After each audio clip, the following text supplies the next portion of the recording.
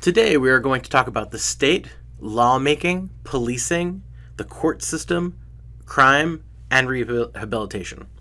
So let's start with state, laws, and lawmakers. Here's our definition from sociologist Max Weber. He argues the state is an organization that successfully claims a monopoly on the legitimate use of coercion and violence within a territory. This definition is basically saying the state has a monopoly. So what's a monopoly? A monopoly is when one organization is allowed to do something. Back in the day, AT&T had the monopoly on all telephone business. There's only one telephone company in America. It was AT&T. It was a monopoly. And the government broke it up and made it into competition, where many companies now sold telephone.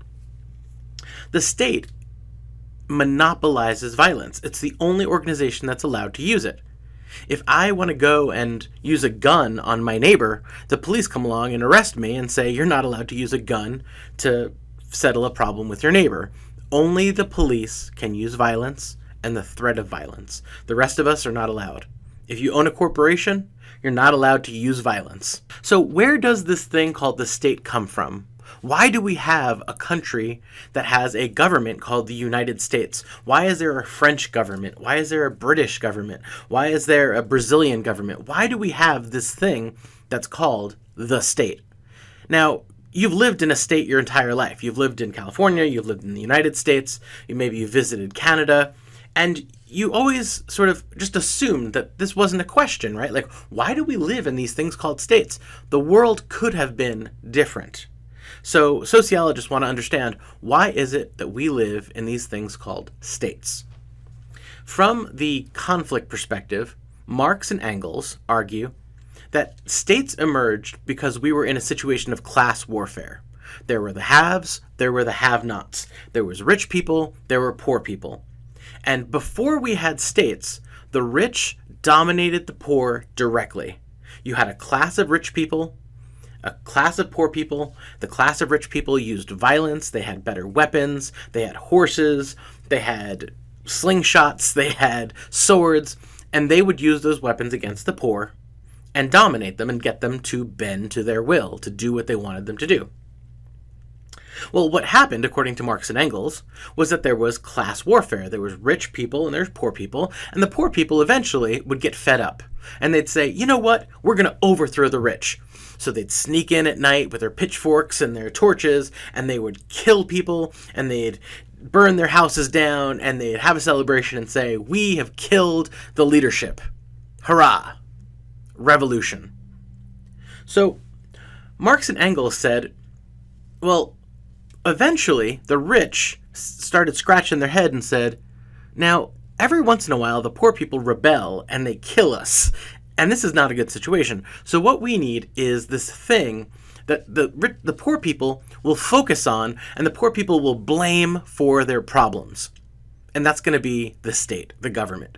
So the rich people created an organization that serves their interest. And when poor people get angry, they go to Sacramento. They go to Washington, D.C. They go to their government, state leaders, and they complain. They say, I don't make enough money. I don't like how much money gasoline costs. I want maternity leave. Whatever it is, whatever they're unhappy about, they bring it to the state. And if you're going to overthrow the government, you're killing politicians. You're not killing the corporate elite, because they are not the government. So this is like a parlor trick, if you've ever seen a parlor trick, where somebody will draw your attention to their right hand. Look over here, look at all these amazing things I'm doing with my right hand. Meanwhile, their left hand is pulling a card out of their pocket, flipping a coin into their hand, or stealing something from your pocket. It's a parlor trick. The right hand is the state that the rich people want you to focus on. The left hand is the elite, everything they're doing with their left hand that they don't want you to pay attention to. According to the conflict perspective, the reason we have government, the reason why we have a state, is to serve the interests of the... That's the origin story of the state, why we have one according to the conflict perspective. Well, once we have a state, well, it's a democracy, right? According to the conflict perspective, no. we have to look at who benefits from laws. And the people who are most benefiting from our legal system, according to the conflict perspective, is a group called the power elite. Who has access to lawmakers? Again, it's the power elite. If I want to call my congressman or my senator, I'm going to get one of their aides who answers the phone, takes notes, and I don't know, maybe the note goes in the garbage. But if the power elite want to get a senator, a congressman, a secretary of state, a secretary of the interior, the president of the United States, the chairman of the Federal Reserve, if they want to get one of those people on the phone, they call them up and say, hey, I'd like to speak to you about some policy. They have access to the real lawmakers. They benefit from the laws. And what is the role of government, according to the conflict perspective? The role of government is to create the illusion of democracy. The government works on behalf of the elite, and here we all are cheering for the Republican or the Democratic Party. My party is the better than your party, when in reality, all of that is smoke and mirrors. It's all an illusion to make us think that our voting matters, that our political parties matter, when in reality, government works on behalf of the elite. One sociologist points out that we're always focusing on how the Democratic and Republican parties are different. The media never focuses on how the Democratic and Republican parties are the same on many issues. And if we look at those issues where the Democrats and Republicans agree completely, that's where you see is the real agenda of the elite. All the things they agree on, we have no choice.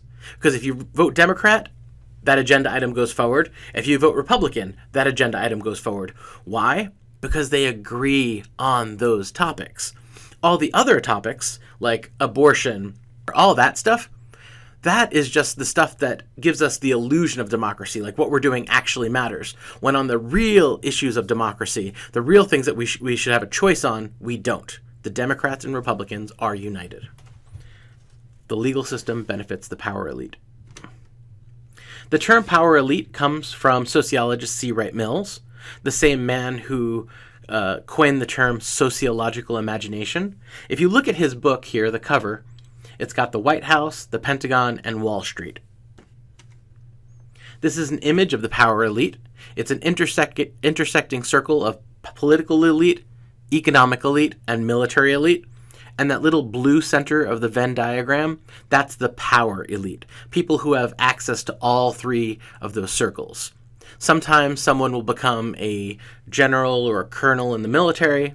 They'll go over to a weapons maker, work for that weapons maker for many years, then go over to the political system and maybe work for the Department of Defense, then go back to the corporate elite and become a vice president of a weapons maker. That is the power elite. Someone who jumps from one sphere to another sphere.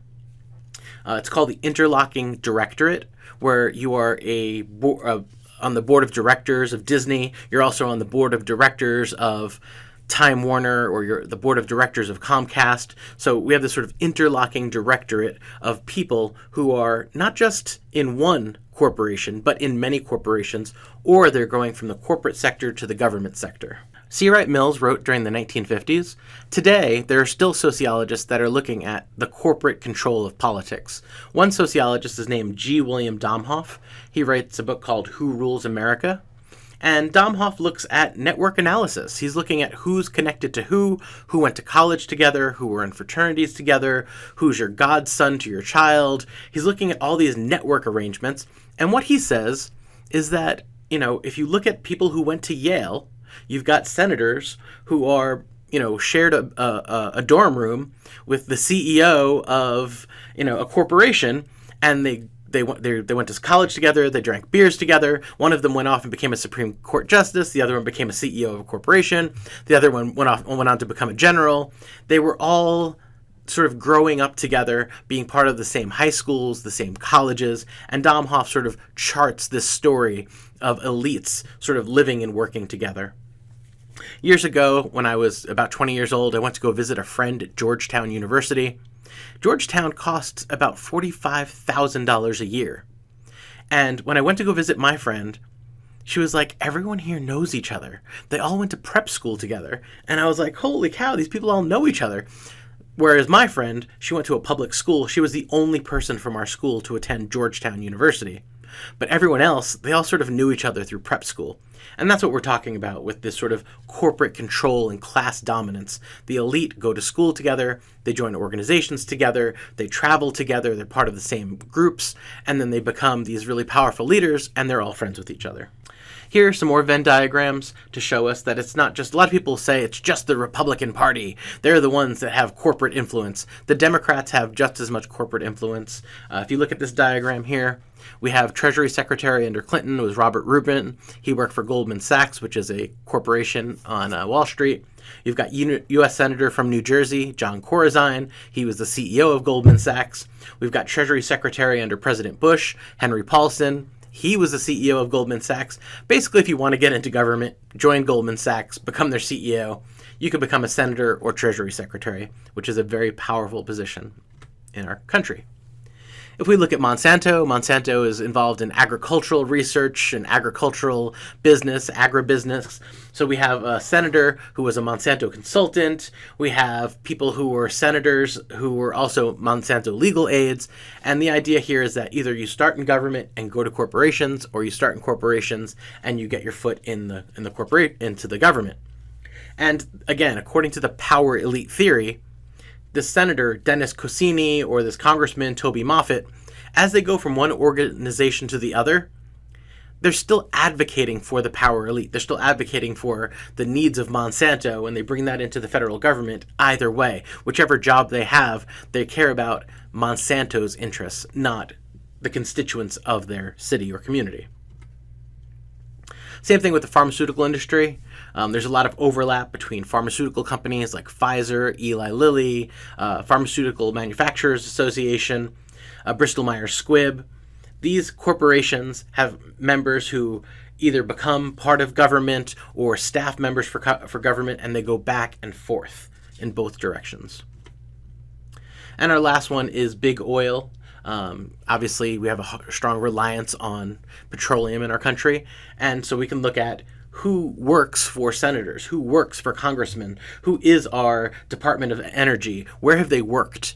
And according to the conflict perspective, the needs of the elite are being sort of filtered through people, like actual people who have been in the corporate sector and our government sector. They go back and forth between the two, advocating for the needs of big oil. And obviously their salaries are going to get bigger and bigger from big oil as they advocate for their group.